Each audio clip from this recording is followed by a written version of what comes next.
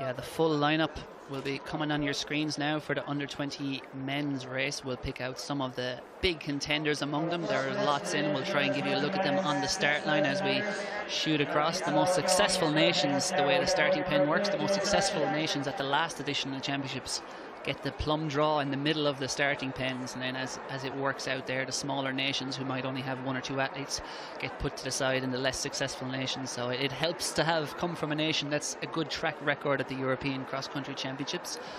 And I'm sure there'll be many people watching their sons, their brothers, their friends, their clubmates from around Europe and indeed across the world here today. And thank you all for joining us here for the SPAR European Cross Country Championships, and indeed a good time to give a shout out to the European athletics partners SPAR, La Gruyere and EBU. Your support is very much appreciated by all at European athletics and the wider athletics community. So the under-20 men's race. Hannah, this is an absolutely loaded field, quantity and quality. And about 7,000 fans on the line as we set off for the under-20 men's race, the first of the magnificent 7 races here at the SPAR European Cross Country Championships. And as expected, Hannah, it is a swift start. You can see there the Danes and the Spanish team there, just already at the front. He's trying to show that track speed, and we said they're going to start fast down the hill, and I really think it's important to get yourself towards the front of the field and out of trouble very early on. It's counterintuitive. You don't want to flood yourself with lactic in the first couple of minutes, but maybe you have to be able to be in a good position and contend as the race develops. Yeah, 6,000 metre races can feel like a long way if you go too hard, so it's a very hard balance to strike. Obviously the Irish athletes know this course well.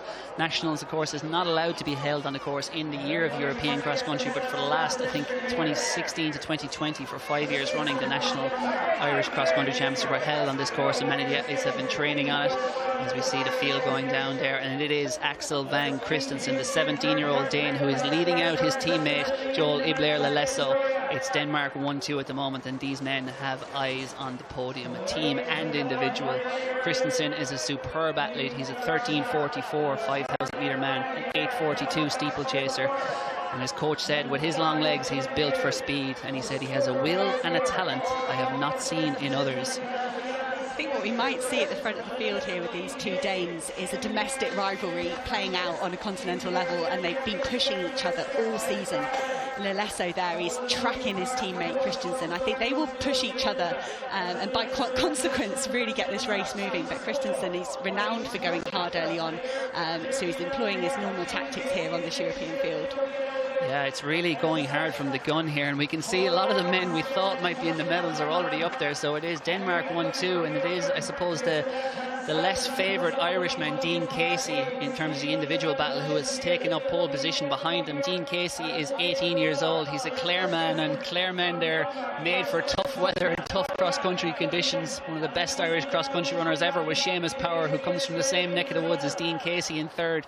He's coached by Pat Hogan, and he is a tough runner with a 13.58 PB on the track this year. He was 6th in the European 5,000 metre final at under 20 level this summer.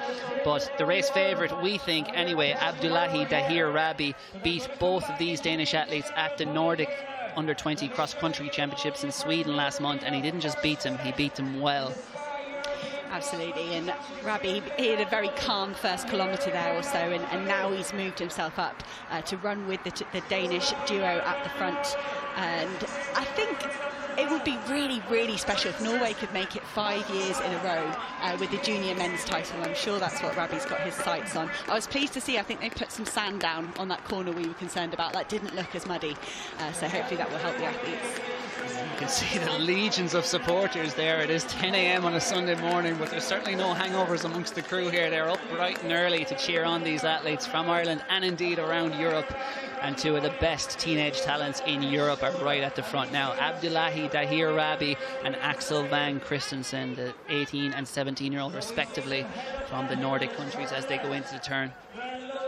One thing I'd like to point out here that's very interesting about this race is, since we didn't have a European Championships last year, there isn't a very large proportion of athletes running, and the same goes for the under-20 women's race, with experience from these championships in the past. In fact, I counted only 9 that competed in 2019 championships.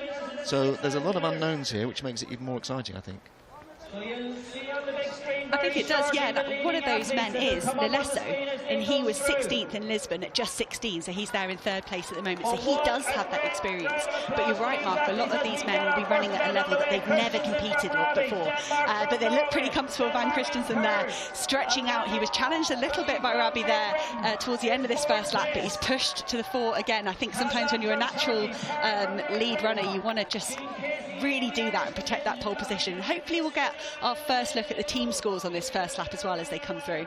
Yeah, we'll keep a close eye on the team race. I'm sure Denmark is featuring very well at the moment with 2 in the top 4 there. I'm sure Ireland as well with 2 in the top 10. Their 3rd man is back in about 15th, and the Brits as well have 2 in that leading pack, and their 3rd man is in around the 12th position. So it looks like Denmark, Ireland and Great Britain at the moment, but we'll check the official splits here because the athletes do have transponders on their running spikes, and it looks like Christensen is making a big bold move here.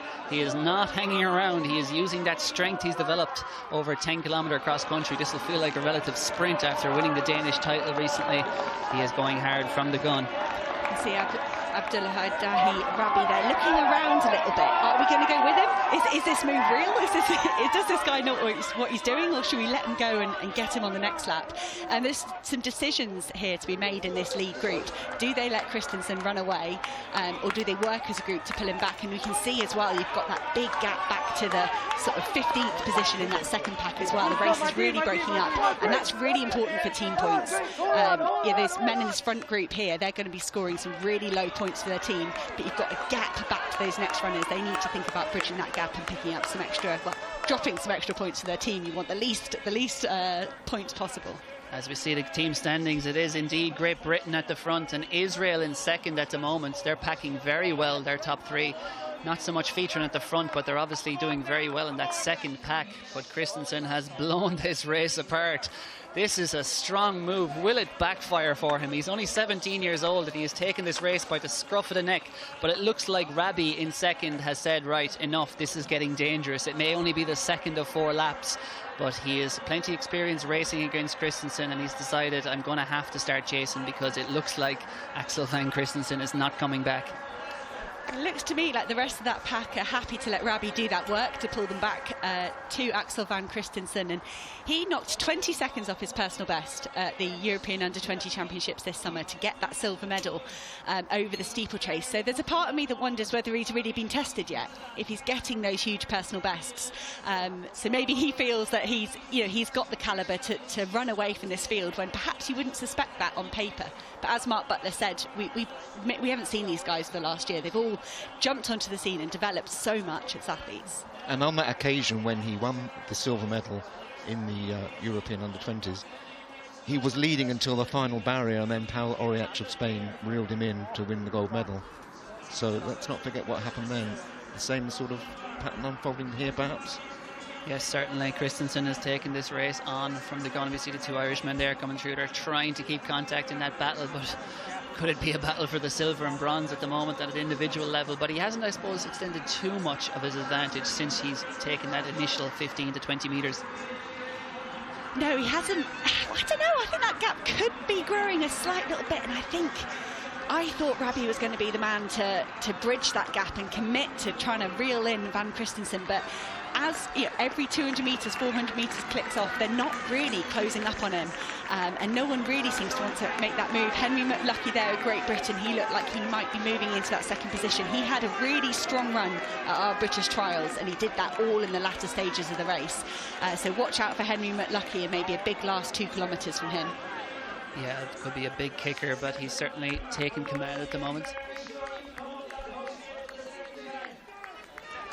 As we come up at the halfway point, Christensen, as you can see, that advantage is, I think you're right, Hannah, that is extending. Rabi is doing his best to lead what you would call, I suppose, the peloton back towards him, but looks like he's making no real impact at the moment because Axel Vang Christensen is putting on a clinic of distance running through these first 2 laps. And it's only 3k in, a lot can change, a lot can happen, and there are some tricky corners here, but we'll see what happens with Axel Vang Christensen over the last 3k. Rabi continues to lead the chase from behind, Rabbi, he was not sure about competing here in the recent days. He had a stressful week, he said. He was watching the Champions League games on Tuesday night when his coach called him and told him he might not be cleared in time to run for Norway. He's been living in Norway for 7 years and he got his citizenship back in September, but it was only on Thursday then I think he got clearance from World Athletics to get here, and he had to be initially put on the start list. He was added to the start list at the 11th hour, and thankfully he's able to take his chance here and take his shot at gold. But is it only a shot at silver at the moment? Because as we see, Christensen has built a sizable advantage to the halfway point. And you can't underestimate that stress. You want to be relaxing on the week of a race and focusing on your race plan and executing that. And for Rabbi from Norway, that must have been so stressful to not even know if you're competing. And he's halfway through this men's under-20 race. And at the moment, watching the gold medal run away with Axel Vang Christensen of Denmark. But we are only halfway through the race.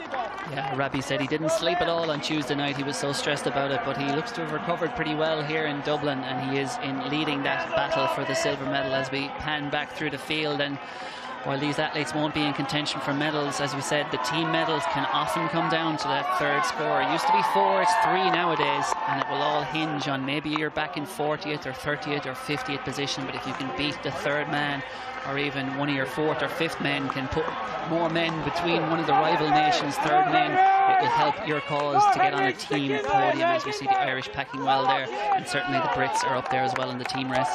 The Irish are packing really well. When we saw them come through the lap in front of our commentary position, there were 3 of them together, but you can see Britain there still in the lead, but that was Ireland there, 27 points in second place, and Israel have slipped back a tiny bit. So I'd love to see those Irish men work together to stay into that silver medal. Let's see it. Let's hope they don't catch the British team, but really strong packing there from both of those nations. Yeah, it'd be good to give the home nation something to cheer about here at the first race of 7 to come here today, or 6 more to come, as we see a faller.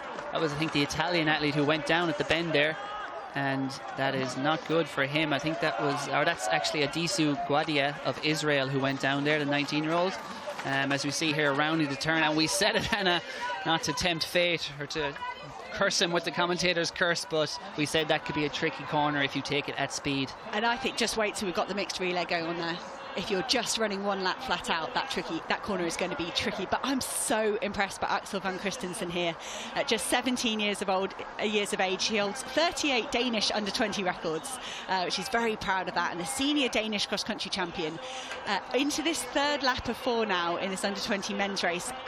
Has he judged it right? That is the beauty of athletics, isn't it? He has to have judged his effort right to hold off any charge. I do feel that Rabbi of Norway, he's strong, and I think he could do a lot of damage in this last couple of laps. Yeah, and this is definitely a breakthrough run there by the young man who fell at that corner. We see him there in the blue, Adisu Gwadia of Israel. He was 11th at the European under-20 final over 3,000 metres earlier this summer, but this is a breakthrough run from here. He is hanging on to that bronze medal at the moment.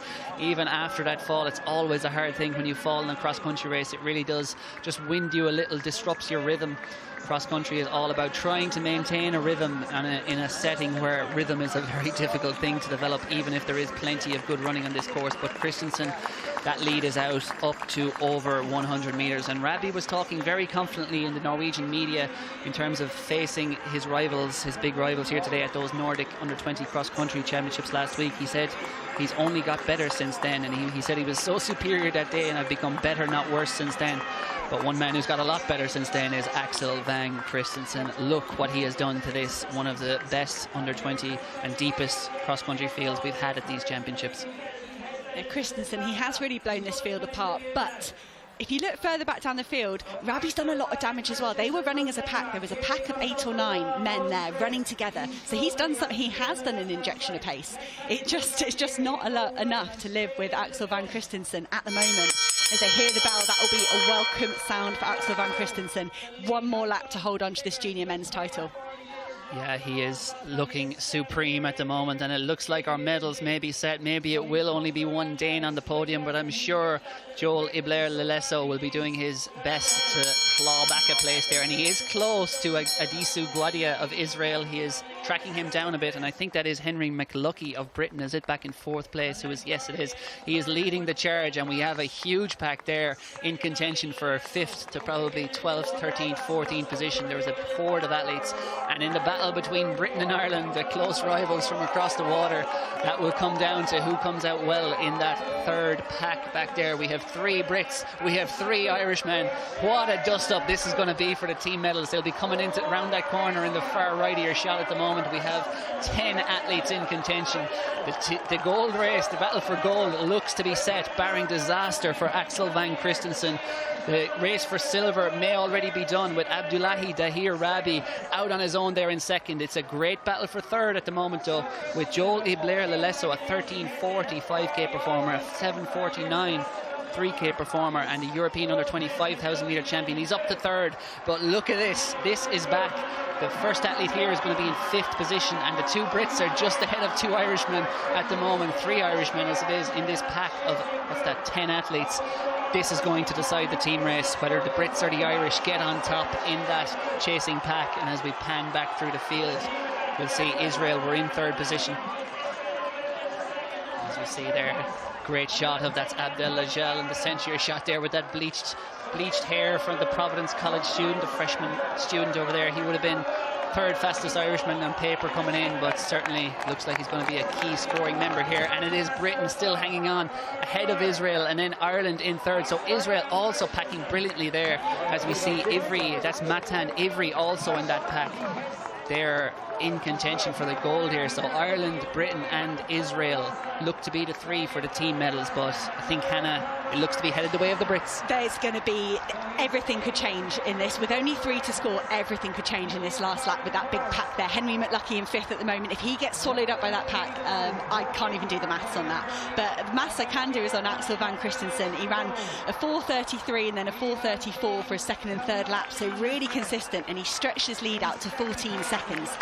So if anything, he's getting further ahead from the silver medal position, which is still in the hands of Norway and Rabi. Yeah, Rabi is doing his very best there in 2nd, but the tables have hugely been turned, and he must be wondering, the 18-year-old Norwegian, just what has happened since the Nordic Under-20 Championships last month. He put 10 seconds on Axel Vang Christensen in that event, and now he's finding himself probably 15 to 20 seconds behind.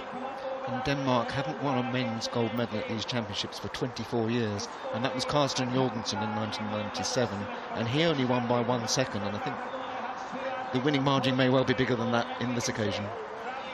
Gold looks to be headed to Denmark, and it looks like a bronze medal is also heading to Denmark, because Lelesso has left Guadia and he is out on his own in that battle for 3rd, and Guadia is being reeled in by the pack.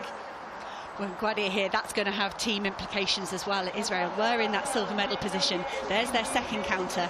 But you've got 2nd and 3rd counters for Britain there, and Ireland, for me, just slipping back a tiny bit. Henry McLucky there as well. That was our 1st counter for Britain. He's now 3rd counter for Britain, so it's really been a lot of change. But I was going to say, Cathal, for you, I think Axel Vang Christensen had a bout of COVID in the autumn. From what I heard, he was very ill, so it could be that he's building back into fitness, and that's how he's managed to get a jump and reverse that result of the Nordic Cross Country Championships. He's certainly recovered well today, because he has torn this field asunder from the beginning. It's what would you say, a risky way to run, I suppose, an under-20 European title, to just go that hard from the beginning, but he knew what he could do. And Axel Vang Christensen turns for home, the 17-year-old Danish athlete. He has a good 100 to 150 metres clear. He will have this home straight all to himself. As we said earlier in the race, his coach said with his long legs, he's built for this sport. He has a will and a talent I have not seen in others. And we've seen Jakob Ingebrigtsen in recent years monopolise this race, and we are seeing a talent and a will here in Axel Vang Christensen that looks very, very special indeed. The 17-year-old Dane powers to the line. He could be a great Danish distance runner, breaking a 24-year drought for individual gold here at the European Cross Country Championships. Christensen is king in Dublin.